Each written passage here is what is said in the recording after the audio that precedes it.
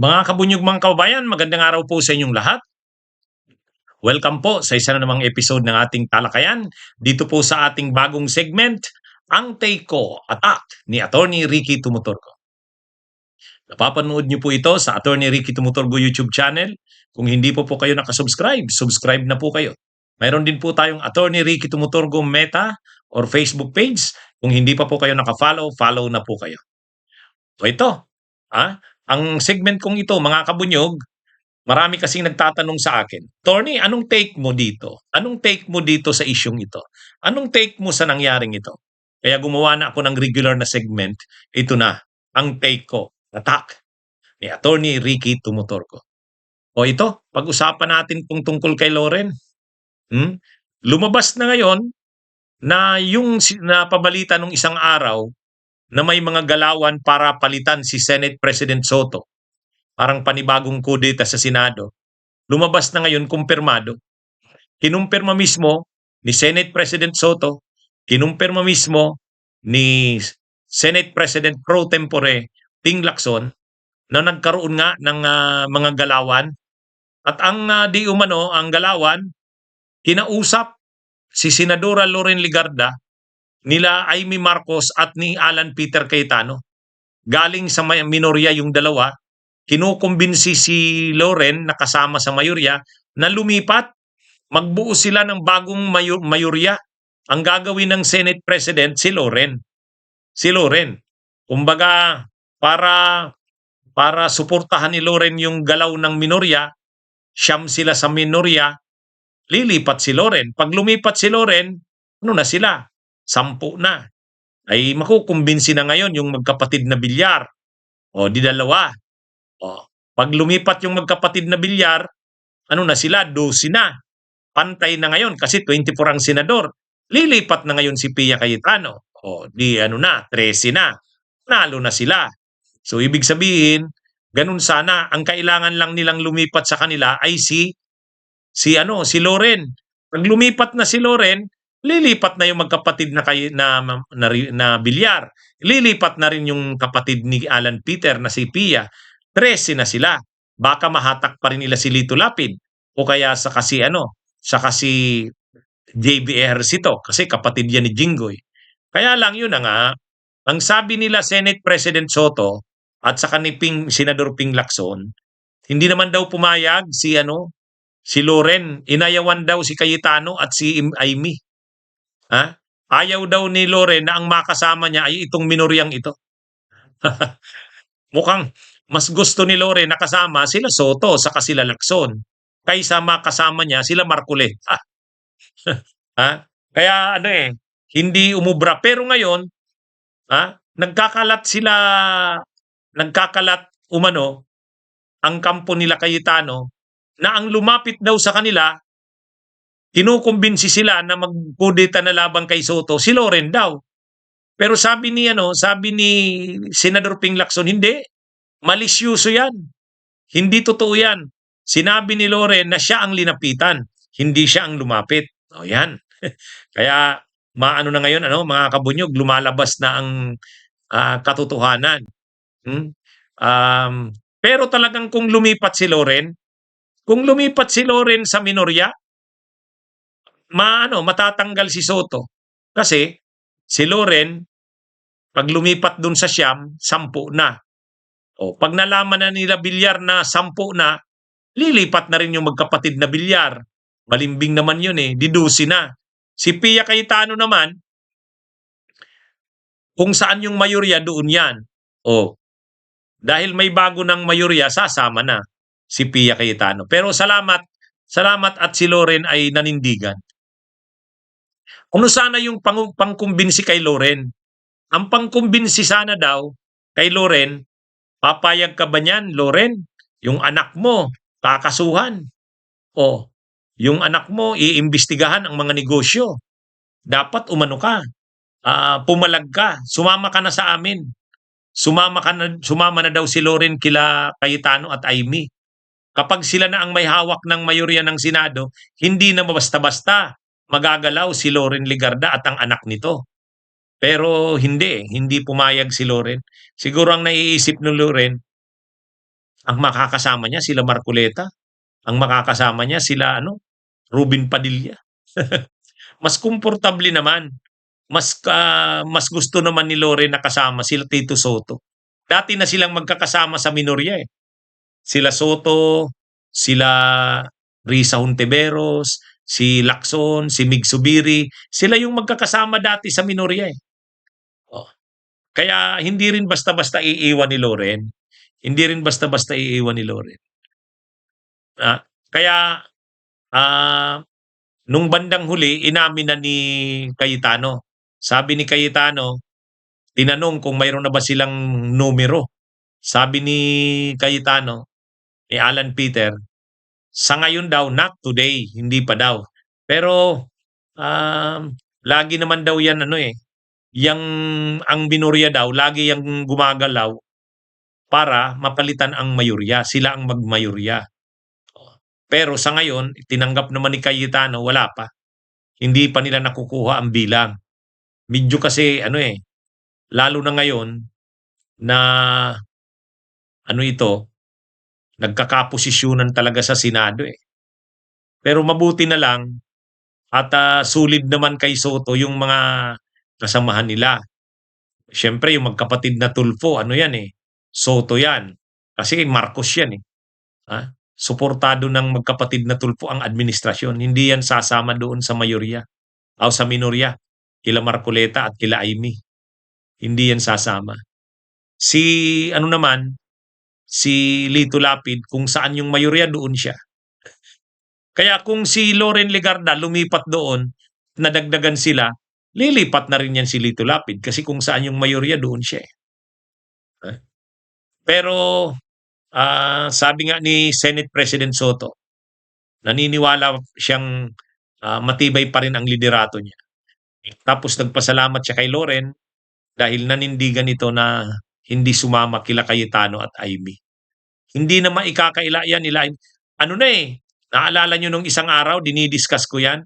May mga post na ang mga DDS. Si Malu Tiquia nga, ang post, ayan, unang pagkakataon na ang Senate President ay babae. siya yung nag-post noon. Na siguro, akala nila, tagumpay na sila. Kaya kumakalat na. Unang pagkakataon daw sa history ng Senado na ang Senate President ay babae. Abangan. Yung pala ang kwento nun.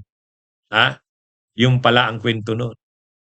At saka, pipigilan sana nila na maalis si Amy Marcos sa Senate Committee on Foreign Relations. Ay hindi rin. Hindi rin nila napigilan. Kaya, ito mga kabunyog? Na naman, bigo na naman ang minorya sa kanilang maniobra.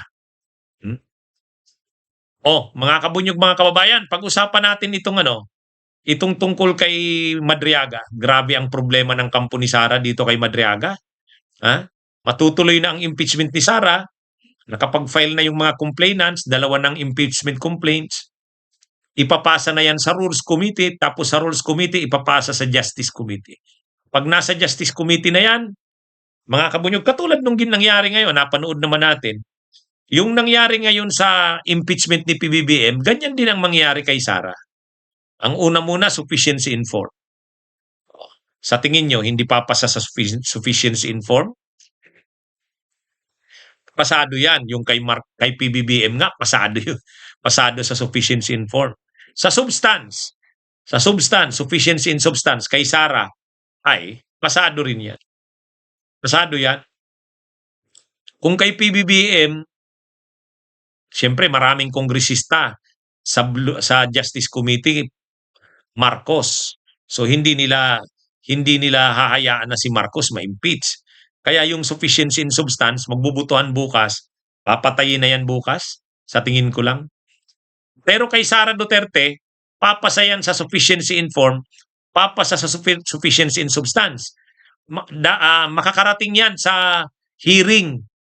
Ang pagkakaiba kasi ngayon, sa paglilinaw ng Korte Suprema sa desisyon na ito, sa impeachment kay Sara, kailangan daw talaga may hearing. Kailangan bigyan ng pagkakataon ang inaakusa na impeachable official na makapagdepensa ng sarili niya. Kaya ang mangyayari, magkakaroon ng hearing sa Justice Committee. O ngayon, nakikita naman natin yung mga members ng Justice Committee. Sila Ridon, sila Abante, sila Joel Chua. Nakita naman natin yung mga members ng Blue Ribbon ay ng Justice Committee. Lahat yun, marami dun, anti-Sara Kaya pag nagbutuhan dong mga kongresista, kung sufficient ang substance, ay makakalusot yan. Medyo ang kakampi lang dun kay Sara, sila ang nakita ko doon na pwedeng kumampi kay Sara, sila Erese. Kakampi kay Sara yon. Saka yung sino pa ba? Sino pa bang mga nakita natin na mga Sara Duterte doon? Yun yung sigurado natin si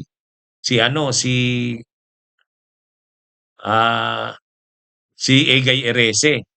Ano yun ayaw niyang i-impeach si Sara Pero yung karamihan na doon, yung mga nandoon nakita natin, yung mga members ng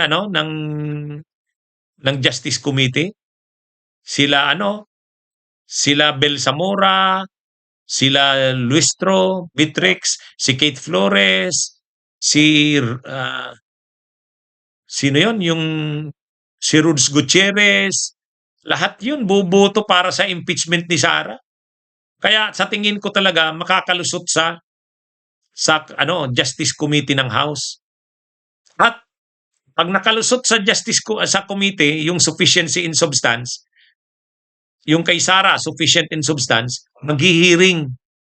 Papadalhan na ngayon ng notice si Sara Duterte para mag-submit ng kanyang counter affidavits at ihanda ang kanyang mga testigo at ebidensya. Kaya magkakaroon ng hearing sa Kamara sa Justice Committee.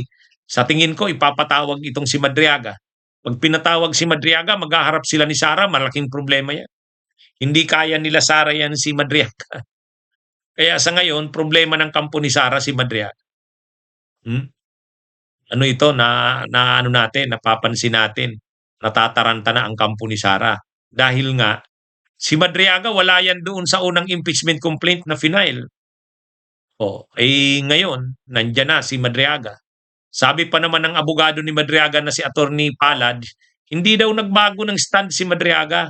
Kahit kinasuhan na nila Chika, sila Chika, tao nila Sara yan. Kinasuhan ng cyber libel si Madriaga at saka si Attorney Palad. Sabi nila hindi sila patitinag yan sa mga kaso-kaso na yan. Kaya tuloy ang actually sa sinubmit ng mga nag-file ng impeachment complaints kay Sara, naka-attach yung sinumpaang salaysay ni Madriaga, naka-attach doon. Kaya yung mga sinabi ni Madriaga tungkol kay Sara, lalabas yun sa hearing sa Kamara. Ano ito? Kumbaga, dagdag na pahirap ito, problema sa kampo nila Sara Duterte. Kasi dati wala ito si Madriaga Wala si Madriaga. Pero ngayon, nadagdagan ng testigo. At maraming ebidensyang ipipresent daw si Madriaga Yung kanyang cellphone, malamang may mga calls sila doon ni Sara Duterte. Na-preserve pa yon. Kaya ito, mga kabunyog, abangan natin yan, Yung kasing confidential funds ni Sara, pagkakuha sa bangko, di ba ang nag-withdraw noon yung mga staff ni Sara, sila Fajarda. Nagkagaling kay Fajarda, binigay nila kay La Chica saka kay Nolasco. Yung mga commander ng yung Vice Presidential Security Group. Kaya lang pagdating kay La Chica at saka kay Nolasco, hindi na alam kung nasaan. Saan napunta yung confidential funds. Ngayon, pumasok ngayon si Madriaga. Sabi ni Madriaga, pinatawag siya ni La Chica sa kanino Nolasco, binigay sa kanya yung mga pera. Pinadeliver may dineliver daw siya sa Canlubang, isang mayor doon. May dineliver siya sa Comedy Bar sa Quezon City. May dineliver din daw siya sa likod ng ombudsman. Kaya yung mga pera na ininkas sa confidential funds, pagkagaling kilala Chika, pinasa kay Madriaga. May mga delivery si Madriaga. At may mga prueba daw siya dyan. May mga prueba siya. Ayan, medyo matindi itong mga testimonya ni Madriaga eh. Ha? Hindi naman pag-uusapan na dyan sa Kamara yung tungkol sa problema ni Madriaga sa kani Harry Roque kasi hindi naman yun ang issue. Yung tungkol sa pagkaso sa kanya ni Roque, sa tingin ko hindi na yan maungkat doon. Yung land grabbing ni Roque, syempre hindi naman yun ang issue sa impeachment eh. Ang focus niyan sa impeachment kay Sara. Ngayon, sinasabi na ni Sara na hindi niya kilala si Madriaga, maglalabas siya ng mga ebidensya si Madriaga para patunayang hindi totoo yung sinasabi ni Sara na hindi niya kilala si Madriaga. Okay, abangan natin yan, mga kabunyog, mga kababayan. Ito, maraming nagtatanong sa akin, anong take ko dito sa binira na naman ni Yussi Claire Castro? Binira na naman si Congressman Libeste. Paano binira? Ay, ang sabi kasi ni Leandro Libeste, kaya daw siya babiyahe sa 168 na bansa ba yan? Ay, 168 na araw. Halos 6 na buwan. Pupunta siya sa 90 na bansa. Kaya daw siya babiyahe kasi may representative daw ng administrasyon lumapit sa kanya. Kinumbinsi siya na itigil na yung mga expose niya, yung paglalabas niya ng yung mga anomalya, yung mga proyekto ng mga kongresista, mga senador, at mga executive officials. Pinapatigil na daw siya eh. May tao daw galing sa administrasyon. Kaya nag-decide daw siyang magbiyahe na muna. Ang ano sa kanya, ang instruction sa kanya, itigil na ang ginagawa niya. Kinausap din daw yung kanyang nanay para pagsabihan siya. Kaya ang ano niya daw, nag-decide siyang magbiyahe na muna. Pero sabi ni Yusek Claire Castro, hindi totoo yan. Hindi totoo yan. Ano naman pakialam namin sa biyahe niya, sabi ni Yusek Claire Castro. Wala naman daw pakialam ang Malacanang sa lakad ni Libeste. Nag-iimbento lang daw si Libeste. Hindi daw totoo yung sinasabi na yan ni Libeste na nakialam ang Malacanang. Kinausap siya para tumigil na. Magbiyahe ka na lang sa ibang bansa. Hindi daw ganun. Wala daw. Yan. Kaya sabi ni Yussi Claire Castro, ano naman bakit naman namin siya papakialaman sa biyahe niya? Kung gusto niyang bumiyahe, babiyahe siya. Hindi dahil sa inorderan siya na bumiyahe. Kaya uminit na naman itong si Yussi Claire Castro dito kay Libeste. Lalo nag-iinit itong dalawang ito eh. Nag-iinit itong dalawang ito. Pero sa totoo lang naman, ano ito? Itong si Libeste, natakot na ito. Na-realize niya na ngayon na yung kanyang pinasukan, yung sabi kasi sa kanya ni Senador Ping Lacson, huwag kang bara-bara eh. Ay ang lumabas, bara-bara nga eh. Ang lumabas, bara-bara. So ngayon, nararamdaman niya na ngayon yung pressure sa kanya. Yung mga negosyo niya, nanganganib na. Kahit nga yung bininta niya kay Manny Pangilinan sa MGen, hinahabol pa rin ng baka madamay pa. Kaya nagpapasiguro na si Manny Pangilinan, yung sa Meralco. Inalis na nila, pinaresign na nila si Libeste sa mga korporasyon na hawak nila Pangilinan. Mayroon pa kasing mga posisyon na hawak si Libeste kahit minority na lang. Member pa rin siya ng board of directors. Naglilinis nagpapasiguro na si Manny Pangilinan, baka tayo ang tamaan nitong mga Pero sinabi na kasi ng Energy Regulatory Commission, hahabulin talaga si Libeste, yung mga korporasyon niya na magmulta, 24 billion pesos. Kaya hindi daw pwede yung mga palusot na ibang korporasyon naman yun, ibang ano daw yan, pareho lang halos yan, kay lahat naman yan, kay Libeste. Nag-create lang ng iba-ibang korporasyon para makasan ang kanyang mga obligasyon.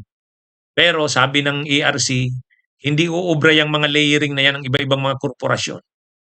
Mananagot at mananagot, magmumulta at magmumulta, 24 billion. Ang malala dito, nag-alok daw, 80 million lang. Nag-alok daw ang kampo ni Libeste na, sige, ariglo na lang, settlement, 80 million.